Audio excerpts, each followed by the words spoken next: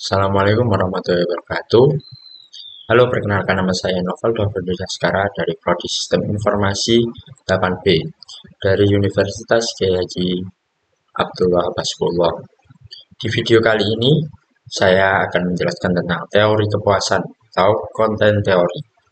Yang pertama, pengertian tentang konten teori atau teori kepuasan itu sendiri adalah berfokus pada yang memotivasi seseorang. Teori ini mencari kebutuhan atau apa yang menjadi motivasi seseorang untuk bekerja.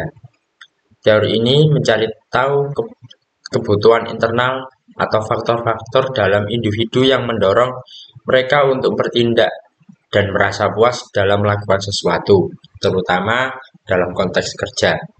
Jadi, teori kepuasan menjawab pertanyaan, apa yang membuat seseorang merasa termotivasi dan puas dalam bekerja?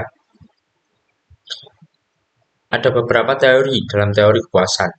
Teori yang pertama, teori hierarki kebutuhan Maslow. Teori ini menyatakan bahwa manusia memiliki 5 tingkat kebutuhan yang harus dipenuhi secara bertahap. Yang pertama, fisiologi, seperti makan, minum, tidur, itu kebutuhan fisiologis. Yang kedua, keamanan, seperti keamanan finansial, tempat tinggal yang stabil. Yang ketiga, sosial, hubungan dengan orang lain, pertemanan, kasih sayang. Yang keempat, harga diri, seperti pengakuan, prestasi, dan penghargaan. Yang terakhir, aktualisasi diri atau pengembangan potensi, kreativitas, dan pencapaian tertinggi seseorang. Inti dari teori ini, kebutuhan ini harus dipenuhi secara berurutan, dari yang paling dasar, fisiologis, hingga yang tertinggi, aktualisasi diri. Contoh dari teori kepuasan teori hierarki, yaitu contohnya Rina. Ya, kita mengenal sosok Rina ini baru lulus kuliah. Kemudian ia membutuhkan pekerjaan agar bisa makan dari gajinya dan memenuhi kebutuhan sehari-hari. Ia pun melamar menjadi seorang guru di sebuah sekolah swasta. Kemudian dia dapat memenuhi kebutuhan fisiologisnya. Kemudian yang kedua, keamanan. Setelah diterima bekerja, Rina mulai memikirkan kerja tetap, kontrak kerja tetap, kemudian BPJS kesehatan terus kemudian tempat tinggal yang aman dan stabil. Kemudian dia membutuhkan sosial. Rina kemudian membangun hubungan baik dengan teman kerja, orang tua murid yang merasa dihargai dan terima di lingkungan sekolah, juga aktif dalam kegiatan komunitas guru. Yang keempat, harga diri. Seiring waktu, Rina menunjukkan prestasi dan mendapatkan penghargaan sebagai guru teladan yang sering diminta jadi pembicara dalam seminar pendidikan. Kemudian yang kelima, yang terakhir, kini Rina merasa telah menemukan panggilan hidupnya. Ia menciptakan metode belajar inovatif, terus kemudian menulis buku, dan membangun komunitas belajar untuk anak-anak yang kurang mampu. Ia merasa penuh makna dan berkembang secara pribadi. Itu contoh dari teori hierarki. Kemudian yang kedua, teori X dan Y oleh Douglas McGregor. Nah, kemudian teori X adalah gaya manajerial otoriter, yaitu kepemimpinan penuh oleh manajer. Nah, dari teori ini, manajer biasanya menganut teori yang ia percaya bahwa karyawan tidak suka bekerja. Kemudian manajer beranggapan karyawan tidak suka bekerja. Kemudian karyawan menghindari tanggung jawab. Kemudian karyawan mereka itu harus diawasi ketat dan diberi perintah langsung oleh manajer. Kemudian yang terakhir, ancaman atau hukuman sering digunakan untuk mendorong produktivitas. Contoh dari teori X, seseorang manajer pabrik mewajibkan semua karyawannya datang tepat waktu, mengecek setiap jam kerja, dan memberi sanksi jika target tidak tercapai. Karyawan tidak dilihatkan atau tidak dilibatkan dalam pengambilan keputusan dan hanya dianggap sebagai penyelesaian tugas atau pelaksana tugas. Kemudian teori Y, yaitu gaya manajerial partisipatif atau keterlibatan karyawan dalam pengambilan keputusan oleh manajer. Jadi karyawan juga terlibat dalam pengambilan keputusan. Manajer yang mempunyai pandangan ini percaya bahwa karyawan secara alami menyukai pekerjaan. Mereka kreatif dan bisa memecahkan masalah sendiri. Kemudian mereka akan bekerja lebih baik jika diberi kebebasan dan tanggung jawab.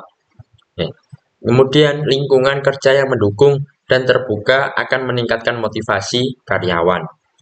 Contoh dari teorinya sendiri, seorang manajer startup memberi karyawan fleksibilitas waktu kerja, membolehkan karyawan membawa tugas perusahaan atau pekerjaannya ke rumah, dan rutin mengajak tim berdiskusi untuk menyumbang ide-idenya atau kreativitasnya untuk mengembangkan perusahaan ini. Kemudian karyawan diberi kebebasan untuk mengatur proyeknya sendiri asal dengan garis bawah asal hasilnya tercapai. Kemudian itu contoh dari teori X-ray oleh Douglas ya. Kemudian teori yang ketiga, teori ERG atau dari Clayton Aldiver.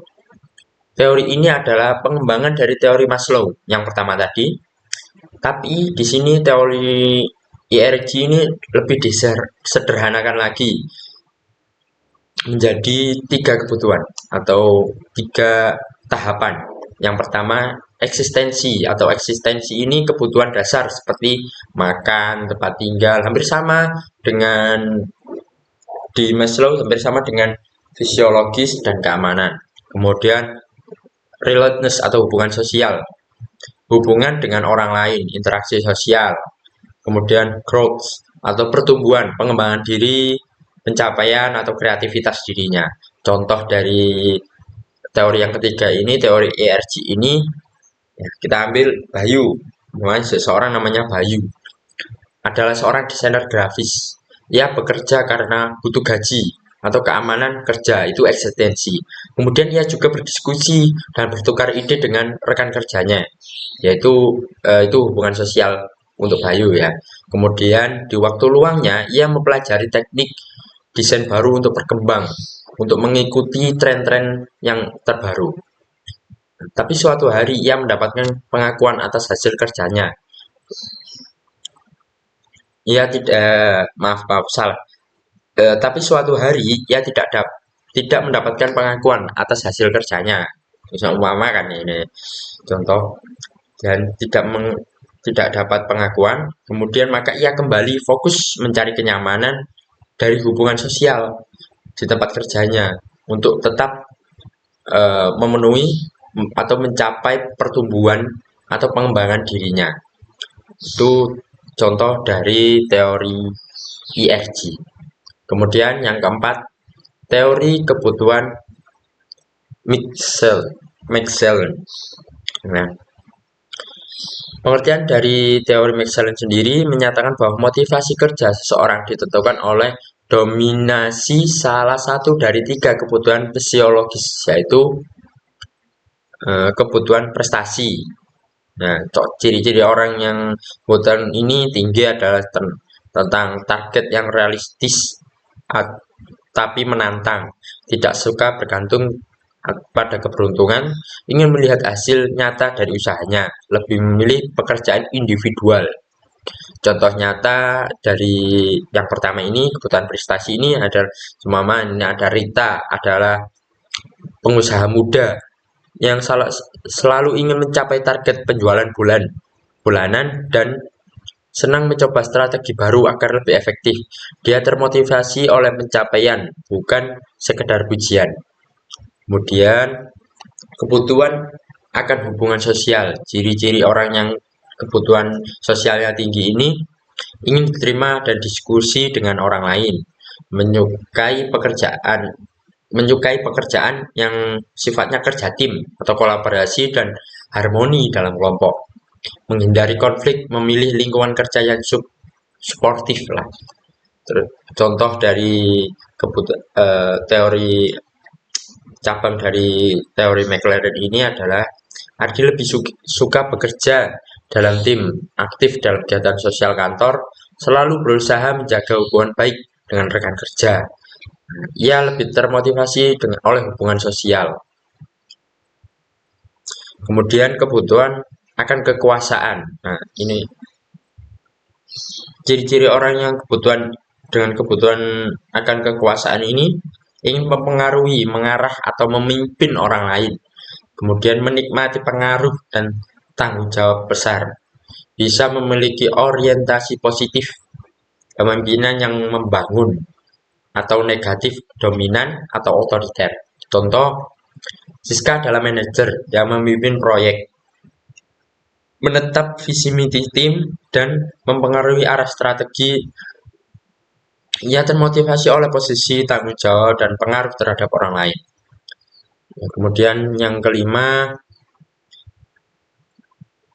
teori motivasi Huygens oleh Friedrich Herbert. Inti dari Herbert menemukan bahwa Inti dari teori ini, Herbert menemukan bahwa dua jenis faktor mempengaruhi kepuasan dan motivasi kerja. Yang pertama, faktor Huygens. Tujuan faktor Huygens adalah mencegah ketidakpuasan kerja.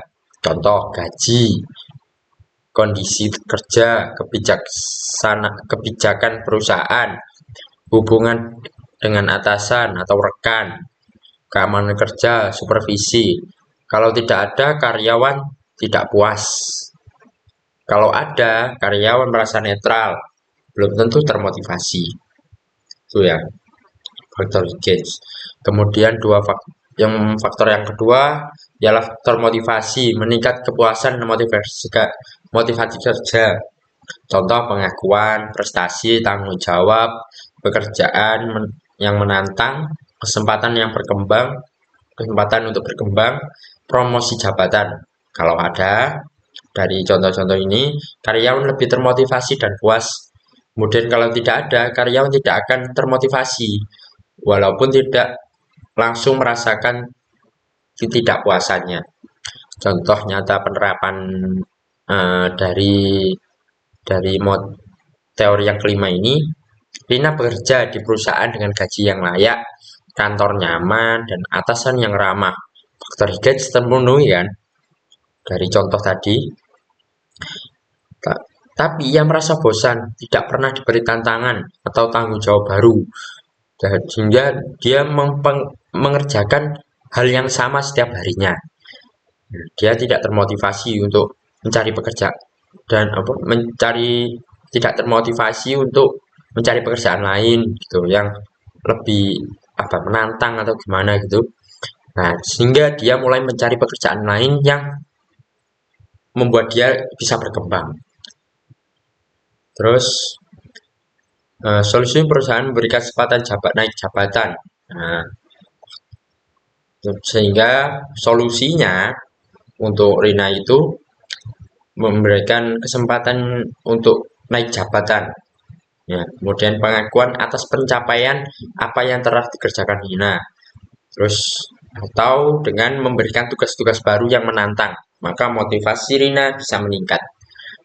Kesimpulan dari teori yang kelima ini, kesimpulan dari semua teori ini menunjukkan bahwa untuk memotivasi seseorang tidak cukup hanya dengan gaji atau fasilitas, tapi harus memperhatikan pengembangan diri, hubungan sosial, tantangan, dan pengakuan. Manajer atau pemimpin yang memahami teori ini akan lebih mudah meningkatkan produktivitas perusahaan, menciptakan lingkungan kerja yang hebat, menciptakan lingkungan kerja yang sehat, dan memelihara semangat karyawan dalam jangka panjang. Terima kasih untuk di video kali ini. Saya mohon maaf yang sebesar-besarnya. Assalamualaikum warahmatullahi wabarakatuh.